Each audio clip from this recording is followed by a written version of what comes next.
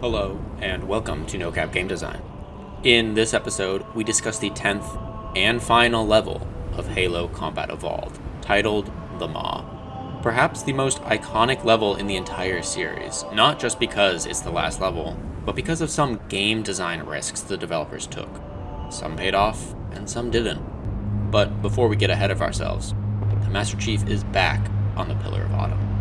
There is a cozy symmetry here. The first level of the game is on the Pillar of Autumn, and the last level also ends on the Pillar of Autumn. Additionally, I believe that this is the exact life pod hatch the Master Chief used to escape the doomed ship. Consider doing this in your games. When the last level somehow mirrors or references the first level, it adds an emotional punch to the game's finale. But subtlety is key here, don't go overboard. I want to quickly note here, just like in level 9, the very first combat form Flood the player encounters provides a shotgun. This is a much more rich gameplay experience than simply spawning the player with the gun. But the topic I want to discuss now is level architecture. Back in level 1, a long time ago I know, but these concepts do build on each other. I noted that the narrow, flat, and linear halls made it easy for a new player to aim at targets. And that is very much true here too. The architecture lends itself to easy encounters. The enemies are funneled into tight doorways that a few shotgun blasts will easily resolve. But this goes counter to what I said in the previous level. Previously, I said that, according to flow theory, the challenge of a game must scale proportionally with a player's skill. So it naturally follows that the last level of a game should be the most challenging. Why did the developers make level 10 easier than level 9? Well, there are two reasons that I noticed while playing through. First, the small narrow hallways actually do pose a challenge to the player. And while hallways are the main focus, this level does feature some large combat areas. This room is relatively open, at least compared to the rest of the ship, which is dominated by small hallways and tight turns. These hallways act as a funnel. A well-placed grenade, rocket, or ambush can be seriously challenging to deal with, both for the players and for the aliens. So, like everything in game design, the level architecture presents strengths and weaknesses. Here, the level features a lot of choke points and not a lot of space to dodge. The developers are exploiting these architectural strengths by loading the level with lots of rocket launcher grunts and grenade-happy elites. But the player can exploit the same strengths too by using their own grenades or setting up their own choke point traps. So ultimately, the level is neither easy nor hard for a player. It's a tool developers are using effectively, but the player is on even footing here, and they can also use the hallways to their own advantage too. The second thing I noticed about the level architecture is a little bit more intangible. Generally speaking, making the last level easier might just be a good idea. There are other ways to define fun other than just flow theory, or the idea that challenge must match the skill. Under flow theory, the last level must be the most challenging. A strict interpretation of the theory would state that after the final boss, or whatever the last challenge is, by definition, there cannot be any more fun in the game. That's it. The maximum challenge matches the maximum skill. Now, this is a fairly extreme interpretation, and I don't think many games follow this line of reasoning, but it illustrates the point.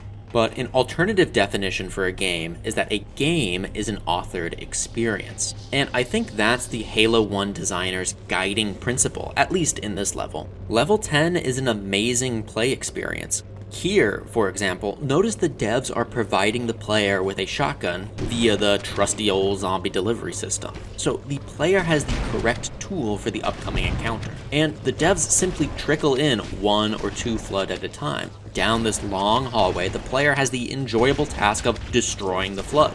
The developers have authored an experience for the player to feel like an elite one-person wrecking crew.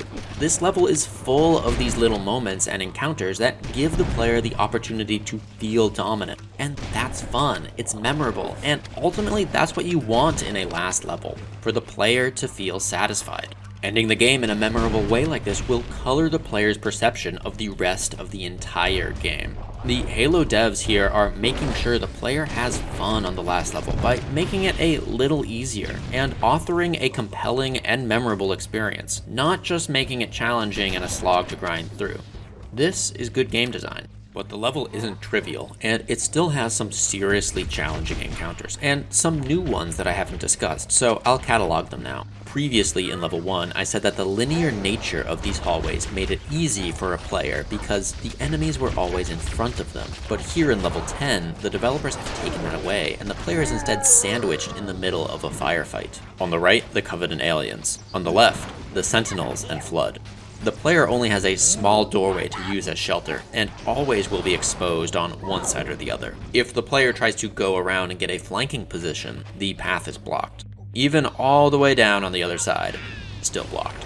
The developers are forcing the player into the uncomfortable space between a rock and a hard place. And this is challenging, especially when the rock is armed with grenades and the hard place is an endless spawn point of Flood. So the level does have its moments of challenge, and specifically, the challenge comes from two key game design elements. First, the player is forced into an indefensible position with little protection and no opportunities for movement. And second, the player is sandwiched between two opposing factions of enemies.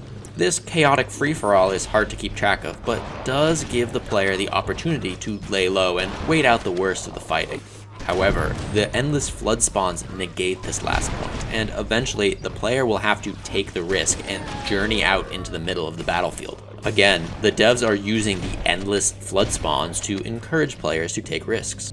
Eventually, the player works their way deeper into the ship, to the engineering room. Here, the developers have set up something a little different. Cortana explains to the Master Chief that he needs to destroy the engine and blow up the Halo rig, and she marks 4 waypoints high above the player to denote where to go. These are the types of waypoints discussed last episode. Distant waypoints with no clear path to follow. Eventually, the player will explore up to this 3rd floor and push the button. This will spawn a bunch of enemies on top of the player, but it will also open this exhaust shaft and expose the glowing weak point of the engine. A new waypoint has also been marked for the player, right in the engine, further drawing the player's attention to it. The engine exhaust port has shutters that open and close, so the player needs to time their shot just right. Once they land the grenade or rocket launch, the engine explodes and more enemies are spawned on top of the player. And that is 1 engine destroyed. The player needs to do this 3 more times to finish. All in all, this encounter is risky. Here, the devs are deviating from the core play loop that defines the entire rest of the game. Halo is about running and gunning, the Master Chief fighting his way through alien armies. But this engine room encounter is different. Here, the player needs to navigate some precise jumping challenges, press buttons, and wait patiently for the chance of destroying the environment. Now, none of this is awful per se. In fact, each of these affordances that I just listed are honestly kind of fun, albeit unusual. But my biggest criticism is how much downtime there is built into this encounter. If the player falls, then getting back up is long, tedious, and boring. Sure, there might be some Flood spawned here or there, but these jumping puzzles, the long, dull hallways, they're not like the rest of the game. These moments of quiet downtime are boring and feel out of place.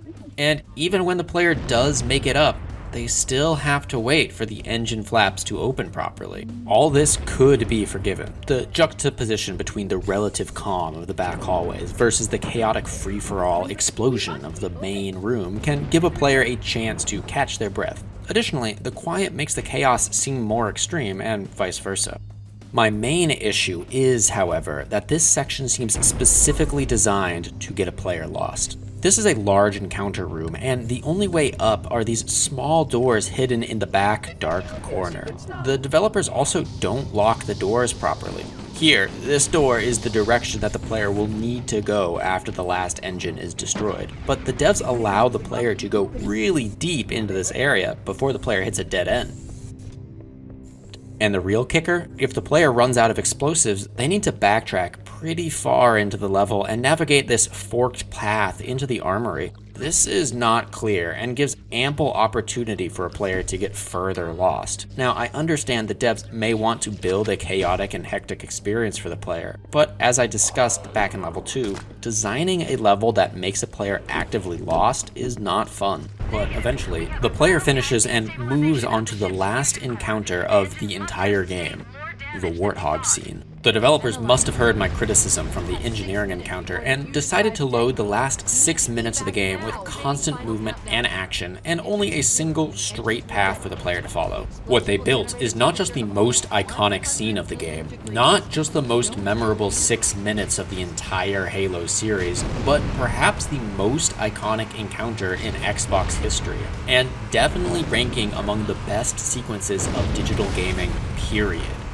At the time of development, the developers didn't know that this would become as iconic as it is, and it's majorly risky. Halo was going to launch with a brand new console from Microsoft called the Xbox. The pressure was on the devs. The success of their game would in part determine the success of the console, and by extension, the success of Microsoft gaming generally.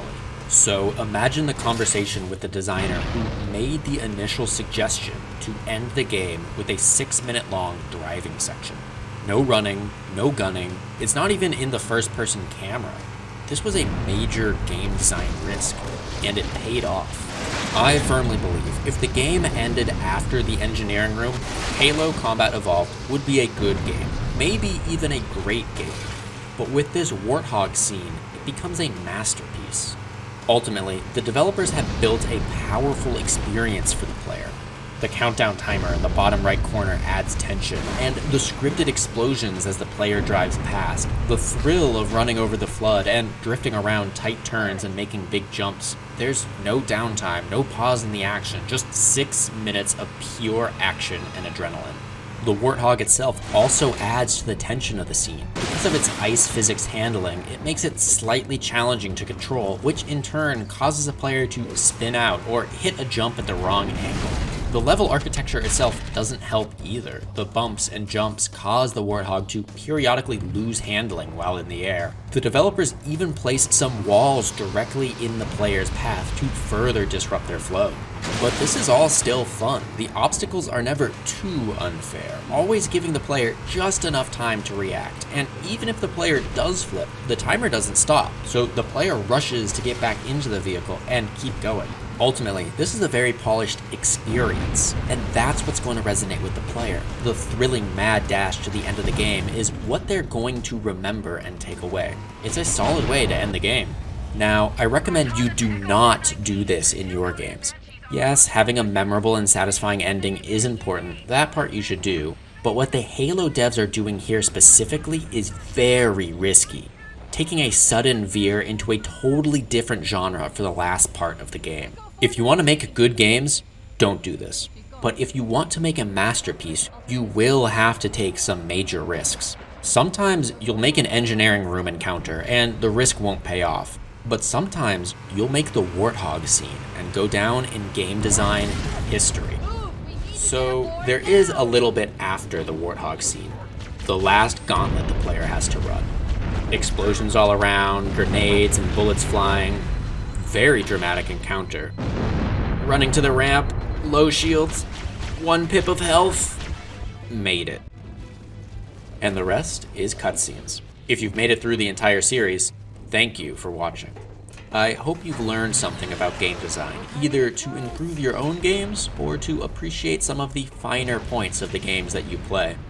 Again, thank you for watching, and please consider subscribing to this other channel called Ben Plays Games. As I was doing research for this series, I discovered his channel and have been very impressed. If you enjoy the game Halo or the kind of analysis that I do, then I think you'd like Ben Plays Games. He uploads more frequently, and his videos are a little bit more polished than mine. He has excellent coverage of the entire Halo series. There's a link in the description. I encourage you to check it out. However, if you like my dulcet voice, then lucky for you, No Cap Game Design will continue. I have some new projects planned. I'll see you there.